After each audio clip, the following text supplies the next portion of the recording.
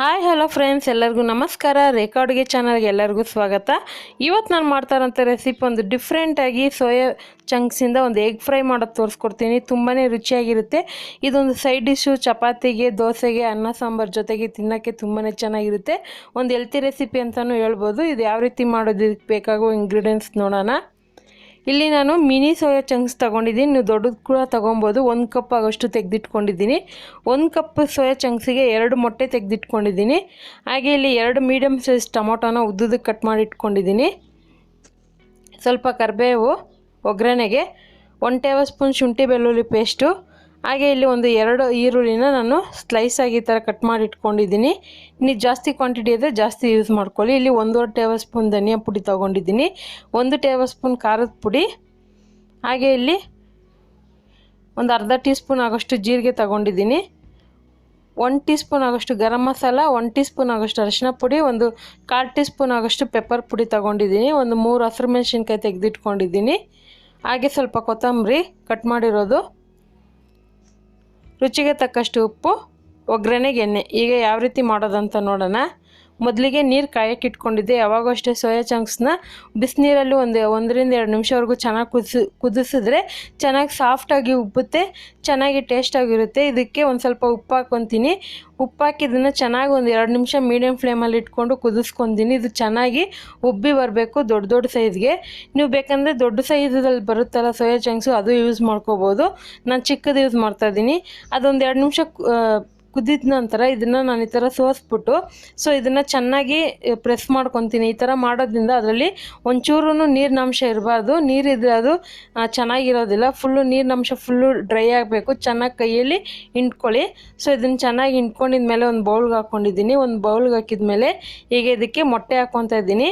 ನಾನು ತೊಗೊಂಡಿರೋದು 1 ಕಪ್ಪು. ನೀವೇನಾದರೂ ಜಾಸ್ತಿ ಮಾಡೋದಾದರೆ ಜಾಸ್ತಿನೇ ಮೊಟ್ಟೆ ಯೂಸ್ ಮಾಡ್ಕೊಳ್ಳಿ. ಇದಕ್ಕೆ ಮಿನಿಮಮ್ 2 ಮೊಟ್ಟೆ ಹಾಕಲೇಬೇಕು. ಈಗ ಇದಕ್ಕೆ ಇನ್ನೊಂದು ಮೊಟ್ಟೆ ಹಾಕ್ಕೊತಾ ಇದ್ದೀನಿ. ತುಂಬಾ ಡಿಫ್ರೆಂಟ್ ಟೇಸ್ಟು. ನೀವು ಯಾವತ್ತೂ ಟ್ರೈ ಮಾಡಿಲ್ಲ ಅಂದರೆ ಒಂದು ಸರಿ ಟ್ರೈ ಮಾಡಿ ನೋಡಿ. ತುಂಬಾ ಇಷ್ಟಪಡ್ತೀರಾ. ಟೇಸ್ಟ್ ಕೂಡ ತುಂಬಾ ಚೆನ್ನಾಗಿರುತ್ತೆ. ಯಾರಾದರೂ ಹೊಸ್ದಾಗಿ ತಿನ್ನೋರಾದರೆ ಅವ್ರಿಗೆ ಗೊತ್ತೇ ಆಗೋದಿಲ್ಲ ಇದು ಏನಂತ, ಅಷ್ಟು ಚೆನ್ನಾಗಿರುತ್ತೆ. ಈಗ ಇದಕ್ಕೆ ಅರಿಶಿನ ಪುಡಿ ಮತ್ತು ಪೆಪ್ಪರ್ ಪುಡಿ ಹಾಗೆ ಉಪ್ಪು ಹಾಕ್ಕೊತಾ ಇದ್ದೀನಿ. ಉಪ್ಪು ನೋಡಿ ಹಾಕ್ಕೊಳ್ಳಿ, ಯಾಕಂದರೆ ಸೋಯಾ ಚಂಕ್ಸ್ ಬೇಯಿಸೋವಾಗೂ ಹಾಕ್ಕೊಂಡಿದ್ರಿ, ಅದಕ್ಕೋಸ್ಕರನೇ. ಇದೆಲ್ಲ ಚೆನ್ನಾಗಿ ಮಿಕ್ಸ್ ಮಾಡ್ಕೊಳ್ಳೋಣ. ತುಂಬ ಬೇಗನೆ ಆಗೋಗುತ್ತೆ ಇದು ನೋಡಿ. ಇವಾಗ ಇದು ಚೆನ್ನಾಗಿ ಮಿಕ್ಸ್ ಮಾಡಿದಾಗಿದೆ. ಇವಾಗ ಸ್ಟವ್ ಮೇಲೆ ಹಾಗೆ ಒಂದು ಕಡಾಯಿ ಇಟ್ಕೊಂಡಿದ್ದೆ. ಅದಕ್ಕೊಂದು 4 ರಿಂದ 5 ಟೇಬಲ್ ಸ್ಪೂನ್ ಎಣ್ಣೆ ಹಾಕ್ಕೊಂಡಿದ್ದೀನಿ. ಒಂದು ಸ್ವಲ್ಪ ಎಣ್ಣೆ ಬೇಕಾಗುತ್ತೆ, ಯಾಕಂದರೆ ಫ್ರೈ ಮಾಡೋದಕ್ಕೂ ಇದೇ ಎಣ್ಣೆ ಉಪಯೋಗಿಸ್ಕೊತೀನಿ. ಇವಾಗ ನೋಡ್ತಾ ಇರ್ಬೋದು. ಇವಾಗ ಮಿಕ್ಸ್ ಮಾಡಿರೋಂಥ ಸೋಯಾ ಚಂಕ್ಸ್ ಹಾಕ್ಕೊತಾ ಇದ್ದೀನಿ. ಇದನ್ನು ನೀವು ಐ ಫ್ಲೇಮಲ್ಲೇ ಇಟ್ಕೊಂಡು ಒಂದು 2 ರಿಂದ 3 ನಿಮಿಷ ಚೆನ್ನಾಗಿ ಹುರ್ಕೊಳ್ಳಿ. ಸ್ವಲ್ಪ ಅದು ಏನು ಎಣ್ಣೆ ಎಲ್ಲ ಬಿಟ್ಕೊಳ್ಳುತ್ತೆ ಆ ಥರ ನೋಡ್ತಾ ಇರ್ಬೋದು. ಈ ಥರ ಚೆನ್ನಾಗಿ ಫ್ರೈ ಮಾಡ್ಕೊಳ್ಳಿ. ಸಾಕು. ಈ ಥರ ಫ್ರೈ ಆದರೆ ಅದನ್ನು ಎತ್ತಿಟ್ಕೋಬೇಕಾಗುತ್ತೆ. ಇವಾಗ ಚೆನ್ನಾಗಿ ಫ್ರೈ ಆಗಿದೆ. ಮಿನಿಮಮ್ ಒಂದು 2 ರಿಂದ 3 ನಿಮಿಷ ಹುರ್ಕೊಳ್ಳಿ. ಆ ಮೊಟ್ಟೆದೇನಿದೆ ಸ್ಮೆಲ್ಲೆಲ್ಲ ಹೋಗಬೇಕು, ಹಸಿ ಸ್ಮೆಲ್ ಹೋಗಿ ಚೆನ್ನಾಗಿ ಅದು ಫ್ರೈ ಆಗಬೇಕು. ಇವಾಗ ಅದೇ ಕಡಾಯಿಗೆ ನಾನು ಇವಾಗ ಜೀರಿಗೆ ಹಾಕ್ಕೊತಾ ಇದ್ದೀನಿ. ನಿಮ್ಗೇನಾದರೂ ಇನ್ನೂ ಮಸಾಲ ಫ್ಲೇವರ್ ಬೇಕಂದರೆ ಇದಕ್ಕೆ ಚಕ್ಕೆ ಲವಂಗ ಪಲಾವ್ ಎಲೆ ಸಹ ಹಾಕ್ಕೊಬೋದು, ಡಿಫ್ರೆಂಟ್ ಫ್ಲೇವರ್ ಬೇಕು ಅಂದರೆ. ಈಗ ಇದಕ್ಕೆ ಶುಂಠಿ ಬೆಳ್ಳುಳ್ಳಿ ಪೇಸ್ಟು ಮತ್ತು 3 ಹಸಿರು ಮೆಣಸಿನ್ಕಾಯಿ ತೊಗೊಂಡಿದ್ನಲ್ಲ ಅದನ್ನು ಈ ಥರ 2 ಭಾಗ ಮಾಡಿ ಹಾಕ್ಕೊತಾ ಇದ್ದೀನಿ. ಸ್ವಲ್ಪ ಕರಿಬೇವು, ಈರುಳ್ಳಿ ಹಾಕ್ಕೊತಾ ಇದ್ದೀನಿ. ಈರುಳ್ಳಿ ಟೊಮೊಟೊ ನಿಮಗೆ ಗ್ರೇವಿ ಅನ್ನೋದು ಎಷ್ಟು ಬೇಕೋ ಅನ್ನೋಷ್ಟು ನೋಡಿ ಹಾಕ್ಕೊಳ್ಳಿ. ಇಲ್ಲ ಡ್ರೈ ಆಗಬೇಕಂದ್ರೆ ಸ್ವಲ್ಪನೇ ಹಾಕ್ಕೊಳ್ಳಿ. ಇವಾಗ ಇದೆಲ್ಲ ಹಾಕ್ಕೊಂಡು ಒಂದೇ 1 ನಿಮಿಷ ಚೆನ್ನಾಗಿ ಈರುಳ್ಳಿನ ಫ್ರೈ ಮಾಡ್ಕೊತೀನಿ. ಈರುಳ್ಳಿ ಒಂದು ಅರ್ಧ ಭಾಗ ಫ್ರೈ ಆಗಬೇಕಿದು. ಪೂರ್ತಿ ಗೋಲ್ಡನ್ ಕಲರ್ ಥರ ಫ್ರೈ ಮಾಡೋಕ್ಕೆ ಹೋಗಬೇಡಿ. ಒಂದು ಅರ್ಧ ಭಾಗ ಫ್ರೈ ಆದರೆ ಸಾಕು. ಇವಾಗ ನೋಡ್ತಾ ಇರ್ಬೋದು ಇದು ಚೆನ್ನಾಗಿ ಫ್ರೈ ಆಗಿದೆ. ಇವಾಗ ಟೊಮೊಟೊ ಹಾಕ್ಕೊತಾ ಇದ್ದೀನಿ. ಟೊಮೊಟೊ ಅಷ್ಟೇ ನಿಮಗೆ ಎಷ್ಟು ಬೇಕು ಅನ್ನೋದನ್ನ ನೋಡಿ ಹಾಕ್ಕೊಳ್ಳಿ. ನೀವು ಜಸ್ಟ್ ಅನ್ನದ ಜೊತೆ ಮಿಕ್ಸ್ ಮಾಡಿ ತಿನ್ನೋದಾದರೆ ಇನ್ನೂ ಸ್ವಲ್ಪ ಟೊಮೊಟೊ ಜಾಸ್ತಿ ಹಾಕ್ಕೋಬೋದು. ಇಲ್ಲ ಪಲ್ಯ ಥರ ತಿನ್ನೋದಾದರೆ ಸ್ವಲ್ಪನೇ ಹಾಕ್ಕೊಳ್ಳಿ. ಈಗ ಇದಕ್ಕೆ ನಾನು ಗರಂ ಮಸಾಲ, ಖಾರದ ಪುಡಿ, ಅರಿಶಿನ ಪುಡಿ, ಧನಿಯಾ ಪುಡಿ, ಒಂದು 1/4 ಕಪ್ ಆಗೋಷ್ಟು ನೀರು ಹಾಕ್ಕೊಂಡಿದ್ದನ್ನು ಚೆನ್ನಾಗಿ ಲೋ ಫ್ಲೇಮಲ್ಲಿ ಇಟ್ಕೊಂಡು ಫ್ರೈ ಮಾಡ್ಕೊತೀನಿ. ಯಾಕಂದರೆ ಆ ಸ್ಪೈಸಸಲ್ಲಿರೋವಂಥ ಘಾಟದ ಹಸಿ ಸ್ಮೆಲ್ಲೆಲ್ಲ ಹೋಗಬೇಕು.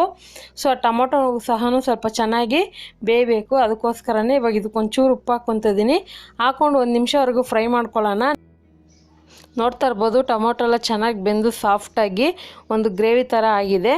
ಇವಾಗ ನಾವು ಫ್ರೈ ಮಾಡಿದ್ರಲ್ಲ ಸೋಯಾ ಚಂಕ್ಸು ಅದನ್ನು ಹಾಕ್ಕೊತಾ ಇದ್ದೀನಿ. ಸೊ ಇದು ಹಾಕ್ಕೊಂಡು 1 ರಿಂದ 2 ನಿಮಿಷವರೆಗೂ ಮೀಡಿಯಮ್ ಫ್ಲೇಮಲ್ಲಿ ಇಟ್ಕೊಂಡು ಚೆನ್ನಾಗಿ ಮಿಕ್ಸ್ ಮಾಡ್ಕೊಳ್ಳಿ. ಈ ಥರ ಮಾಡೋದ್ರಿಂದ ಆ ಸೋಯಾ ಚಂಕ್ಸ್ಗೂ ಆ ಸ್ಪೈಸಸ್ಸು ಮಸಾಲೆ ಎಲ್ಲ ಇಟ್ಕೊಂಡು ಒಳ್ಳೆ ಟೇಸ್ಟ್ ಕೊಡುತ್ತೆ. ಯಾಕಂದರೆ ಸೋಯಾ ಚಂಕ್ಸು ಏನೇ ನೀವು ಉಪ್ಪು ಖಾರ ಹಾಕಿದ್ರೂ ಸಪ್ಪೆ ಹೊಡೆಯುತ್ತೆ. ಸೊ ಈ ಥರ ನೀವು 1-2 ನಿಮಿಷ ಚೆನ್ನಾಗಿ ಫ್ರೈ ಮಾಡಿದ್ರೆ ತಿನ್ನೋವಾಗ ಆ ಸ್ಪೈಸಸ್ಸು ತುಂಬಾ ಚೆನ್ನಾಗಿರುತ್ತೆ. ಒಂದು ಡಿಫ್ರೆಂಟ್ ರೆಸಿಪಿ ಅಂತಲೇ ಹೇಳ್ಬೋದು. ಇವಾಗ ಇದು ಚೆನ್ನಾಗಿ ಫ್ರೈ ಆಗಿದ್ಮೇಲೆ ಕೊನೆಯಲ್ಲಿ ಕೊತ್ತಂಬರಿ ಹಾಕ್ಕೊತಾ ಇದ್ದೀನಿ. ಕೊತ್ತಂಬರಿ ಹಾಕ್ಕೊಂಡು ಇಳಿಸ್ಕೊಳ್ಳೋಣ. ಸೊ ನಿಮ್ಗೆ ಏನಾದರೂ ಡಿಫ್ರೆಂಟ್ ಥರ ಬೇಕು ಅಂದರೆ ಇದ್ರ ಜೊತೆಗೆ ನೀವು ಕ್ಯಾಪ್ಸಿಕಮ್ಮು, ಕ್ಯಾರೆಟ್ ತುರಿ ಸಹನೂ ಹಾಕ್ಕೊಂಡು ಮಾಡ್ಕೋಬೋದು. ಖಂಡಿತ ಇವತ್ತಿನ ರೆಸಿಪಿ ನಿಮಗೆಲ್ಲ ಇಷ್ಟ ಆಗಿದೆ ಅಂದ್ಕೊತೀನಿ.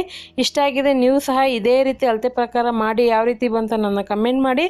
ಇಷ್ಟ ಆದರೆ ಲೈಕ್ ಮಾಡಿ, ಹಾಗೆ ಫ್ಯಾಮಿಲಿ ಫ್ರೆಂಡ್ಸ್ಗೆ ಶೇರ್ ಮಾಡಿ. ಸೊ ನನ್ನ ಚಾನಲ್ಗೆ ಸಬ್ಸ್ಕ್ರೈಬ್ ಮಾಡಿ. ಈ ವಿಡಿಯೋ ನೋಡಿದ್ದಕ್ಕಾಗಿ ಎಲ್ಲರಿಗೂ ಧನ್ಯವಾದಗಳು.